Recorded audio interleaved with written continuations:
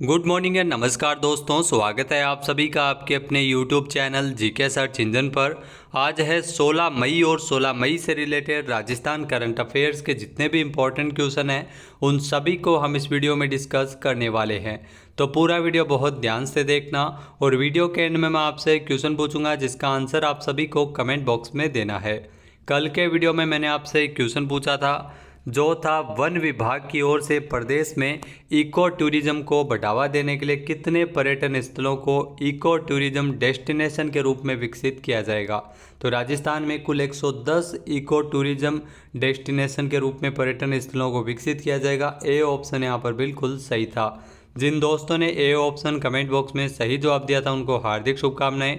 जी हाँ दोस्तों, राजस्थान वन विभाग की ओर से प्रदेश में इको टूरिज्म को बढ़ावा देने के लिए नए प्रयोग किए जा रहे हैं। अब विभाग की ओर से प्रदेश के विभिन्न जिलों में संभावित 110 इको टूरिज्म डेस्टिनेशन की सूची तैयार की गई है, जिसमें सबसे ज़्यादा जयपुर और उदयपुर में 10-10 पर्यटन स्थलों को इसमें शामिल किया गया है। आने वाले समय में सरकार की ओर से इको टूरिज्म डेस्टिनेशन के रूप में इन स्थानों को विकसित किया जाएगा और इसके लिए बजट का भी आवंटन होगा। सूची में शामिल कई जगहों से जो पहले से ही जो पर्यटन साइट से जुड़े एक्टिविटी जारी है, जिसमें Bagdarah nature park, camp site, इसके अलावा नाल सांडोल में जिप लाइन, वाटर बलून जैसी एक्टिविटी की जा रही है। तो चलिए स्टार्ट करते हैं आज के राजस्थान करंट अफेयर्स। तो पहला क्वेश्चन है, हाल ही में 15 मई को राजस्थान की पूर्व मंत्री रह चुकी और पहली महिला उप मुख्यमंत्री के तौर पर काम कर चुकी डॉक्टर कमला बेनीवाल का निधन हुआ है। ये किस राज्य की राज्यपाल भी रह चुकी है? तो जो आप तस्वीर में देख सकते हैं कमला बेनीवाल, ये राजस्थान की पहली महिला मुख्यमंत्री रह चुकी है, पहली मुख्यमंत्री रह चुकी है। और ये आपको बता दें कि जो महिला उप मुख्यमंत्री रह चुकी है कमला बेनीवाल, और ये त्रिपुरा, मिजोरम और गुजरात, इन तीनों राज्यों की राज्यपाल के तौर पर भी काम कर चुकी है। यानी कि डी ऑप्शन इसका बिल्कुल सही है। आइए जानते हैं इम्पोर्टेंट फैक्ट्स। तो राजस्थान की पूर्व और पहली महिला उप मुख्यमंत्री तथा देश के कई राज्यों की राज्यपाल रह चुकी है डॉक्टर कमला बेनीवाल। इनका 15 मई को जयपुर में 97 वर्ष की आयु में निधन हो गया है। तो इनको भावपूर्ण श्रद्धांजलि। इनका जन्म की अगर दोस्तों बात करें तो कमला बेनीवाल का जन्म 1927 में झुंझुनू में हुआ था। राजस्थान की पहली महिला मंत्री 1954 में बनी थी मोहनलाल सुखाड़िया सरकार में। इसके अलावा राजस्थान की पहली महिला उप मुख्यमंत्री 2003 में बनी थी, उस समय अशोक गहलोत की सरकार थी। त्रिपुरा की 2009 में राज्यपाल बनाई गई थी, मिजोरम की 2014 में राज्यपाल बनी थी और गुजरात की 2009 में राज्यपाल रह चुकी है। इसके अलावा अगर बात करें तो कमला बेनीवाल गुजरात की पूर्व राज्यपाल के तौर पर, और इसके अलावा ये 7 बार विधायक भी रही है।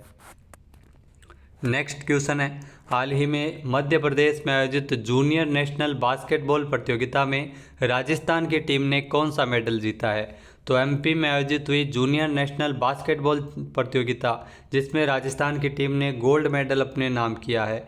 यानी कि ए ऑप्शन यहाँ पर बिल्कुल सही है, जो आप तस्वीर में देख सकते हैं। आइए जानते हैं इम्पोर्टेंट फैक्ट्स। तो जूनियर नेशनल बास्केटबॉल प्रतियोगिता में राजस्थान की टीम ने स्वर्ण पदक यानी गोल्ड मेडल जीता है। पिछले 2 वर्षों से राजस्थान को इस प्रतियोगिता में रजत पदक मिलता आ रहा था और राजस्थान ने इस बार गोल्ड मेडल जीत लिया है। राजस्थान की टीम ने फाइनल मुकाबले में एक तरफा चंडीगढ़ को 107-49 अंकों से हराते हुए स्वर्ण पदक अपने नाम किया है। फाइनल मुकाबले में अगर बात की जाए, जैसलमेर के अजय कुमार ने अपने प्रदर्शन से सबसे ज़्यादा 27 अंक का योगदान देकर अहम भूमिका निभाई थी। भारतीय बास्केटबॉल महासंघ तथा मध्य प्रदेश राज्य बास्केटबॉल संघ के संयुक्त तत्वावधान में 74वीं जूनियर राष्ट्रीय स्तरीय बास्केटबॉल प्रतियोगिता, जिसका आयोजन 8 से लेकर 14 मई तक इंदौर मध्य प्रदेश में किया गया था।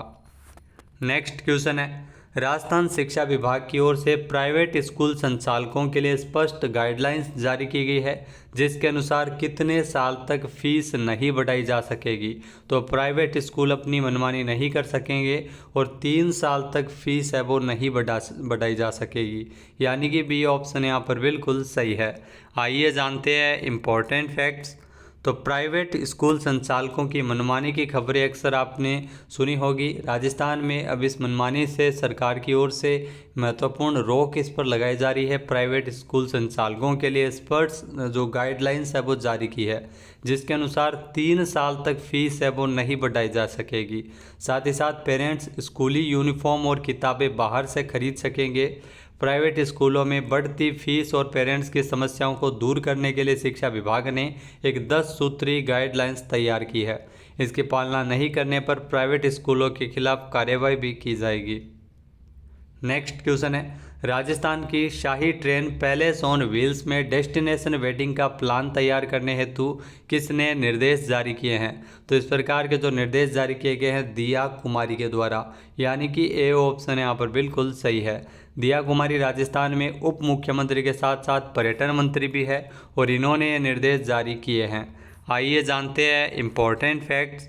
तो राजस्थान की शाही ट्रेन पैलेस ऑन व्हील्स में डेस्टिनेशन वेडिंग का प्लान तैयार किया जा रहा है।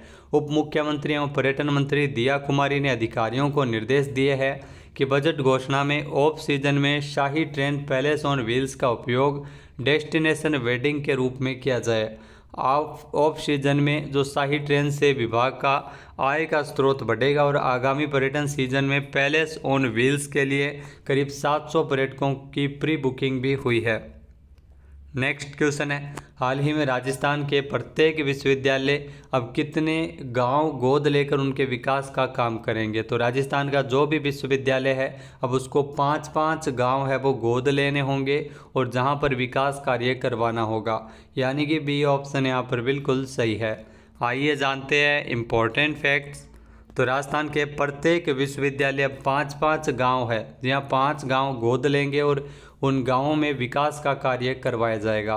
14 मई को राजस्थान के राज्यपाल कलराज मिश्र की अध्यक्षता में कुलपति समन्वय समिति की बैठक आयोजित हुई। इस बैठक में कई महत्वपूर्ण फैसले लिए गए थे, जिसमें राज्यपाल की अध्यक्षता में फैसला लिया गया था कि जो राज्य भर के प्रत्येक विश्वविद्यालय अब 5-5 गाँवों को गोद लेंगे। 5-5 गाँव को गोद लेने के साथ साथ उनके विकास कार्य की भी जिम्मेदारी विश्वविद्यालय के ऊपर ही होगी। नेक्स्ट क्वेश्चन है, हाल ही में हिंदुस्तान जिंक सिंदेसर खुर्द खदान अब दुनिया की दूसरी सबसे बड़ी चांदी उत्पादक खदान बन गई है। किस जिले में स्थित है? तो ये ध्यान रखना उदयपुर में है, यानी कि बी ऑप्शन यहाँ पर बिल्कुल सही है। आइए जानते हैं इम्पोर्टेंट फैक्ट्स। तो राजस्थान में हिंदुस्तान जिंक सिंदेसर खुर्द खदान जो उदयपुर में है, जो कि दुनिया की दूसरे सबसे बड़ी चांदी उत्पादक खदान बन गई है। ये खदान शुरू में राजपुरा दरीबा खदान के सैटेलाइट के रूप में खोली गई थी। ये भारत में जो राजस्थान में उदयपुर से 82 किलोमीटर उत्तर पूर्व में स्थित है। हिंदुस्तान जिंक जस्ता, शीशा और चांदी के कारोबार में वेदांता समूह की कंपनी है, जो दुनिया की दूसरी सबसे बड़ी एकीकृत जस्ता उत्पादक कंपनी है और तीसरी सबसे बड़ी चांदी उत्पादक कंपनी भी है। इसके अलावा हिंदुस्तान जिंक का भारत में बढ़ते जिंक बाजार में 75% बाजार हिस्सेदारी है और इसका जो मुख्यालय है हिंदुस्तान जिंक का वो उदयपुर में है। नेक्स्ट क्वेश्चन है, हाल ही में राजस्थान में किसे सैनिक कल्याण सलाहकार समिति का राज्य स्तरीय अध्यक्ष नियुक्त किया गया है? जी हाँ, राजस्थान में सैनिक कल्याण सलाहकार समिति का राज्य स्तरीय अध्यक्ष नियुक्त किया गया है प्रेम सिंह बाजोर को, यानी कि ए ऑप्शन यहाँ पर बिल्कुल सही है। आइए जानते हैं इम्पोर्टेंट फैक्ट्स। तो राजस्थान सरकार के द्वारा राजस्थान में अलग अलग बोर्ड के अध्यक्ष के रूप में जो नियुक्तियां की गई थी, जिसमें पूर्व विधायक प्रेम सिंह बाजोर को सैनिक कल्याण सलाहकार समिति का राज्य स्तरीय अध्यक्ष नियुक्त किया है। इसके अलावा मुख्यमंत्री और राज्यपाल सैनिक कल्याण बोर्ड के अध्यक्ष होते हैं। नेक्स्ट क्वेश्चन है, राजस्थान के किस जिले में कर्मचारी राज्य बीमा निगम के उप क्षेत्रीय कार्यालय की स्थापना की जाएगी? तो कर्मचारी राज्य बीमा निगम के उप क्षेत्रीय कार्यालय की स्थापना अलवर में होगी, यानी कि ए ऑप्शन यहाँ पर बिल्कुल सही है। आइए जानते हैं इम्पोर्टेंट फैक्ट्स। तो राजस्थान के अलवर में कर्मचारी राज्य जीवन जो राज्य बीमा निगम उप क्षेत्रीय कार्यालय की स्थापना करने का निर्णय है वो लिया गया है। अलवर में ESIC उप क्षेत्रीय कार्यालय की स्थापना से अलवर, खेरथल, तिजारा, कोटपुतली, बहरोड, भरतपुर और डीग जिलों में रहने वाले लगभग 12 लाख बीमित श्रमिक और ESI योजना के लाभान्वित होंगे। अलवर में एक नए उप क्षेत्रीय कार्यालय की स्थापना से अलवर, खेरथल, तिजारा, कोटपुतली, बहरोड, भरतपुर और डीग जिलों में रहने वाले जो लोग हैं वो बीमित श्रमिक इस योजना से लाभान्वित होंगे। कर्मचारी राज्य बीमा निगम की स्थायी समिति की जो 231वीं बैठक है वो 5 मार्च को श्रम एवं रोजगार सचिव श्रीमती सुमिता डावरा की अध्यक्षता में नई दिल्ली में आयोजित हुई थी। नेक्स्ट क्वेश्चन है, भारतीय वायुसेना ने कहां पर एयर ड्रॉप स्वदेशी मोबाइल हॉस्पिटल विस्म क्यूब का परीक्षण किया? तो ये जो आप तस्वीर में देख सकते हैं विस्म क्यूब, इसका परीक्षण किया गया था आगरा में, यानी कि बी ऑप्शन यहाँ पर बिल्कुल सही है। आइए जानते हैं इम्पोर्टेंट फैक्ट्स। तो भारतीय वायुसेना ने आगरा में एयर ड्रॉप के लिए अत्याधुनिक स्वदेशी मोबाइल हॉस्पिटल जिसका नाम है विस्म क्यूब, इसका परीक्षण किया है। जी हाँ, केंद्रीय स्वास्थ्य मंत्री मनसुख मंडाविया के मुताबिक ये नवीन तकनीक कहीं भी आपात स्थिति के दौरान त्वरित और व्यापक चिकित्सा सहायता प्रदान करने में सक्षम है। इसके अलावा इसे 200 घायलों के इलाज के लिए तैयार किया गया है। नेक्स्ट क्वेश्चन है, हाल ही में किसे इफ्फो के अध्यक्ष के रूप में चुना गया है? तो इफ्फो के अध्यक्ष के रूप में चुना गया है दिलीप संघानी को, जो आप तस्वीर में देख सकते हैं, यानी कि डी ऑप्शन इसका बिल्कुल सही है। आइए जानते हैं इम्पोर्टेंट फैक्ट्स। तो पूर्व सांसद दिलीप संघानी को लगातार दूसरी बार भारतीय किसान उर्वरक सहकारी, जी हाँ भारतीय किसान उर्वरक सहकारी इफ्फो का अध्यक्ष इन्हें चुना गया है।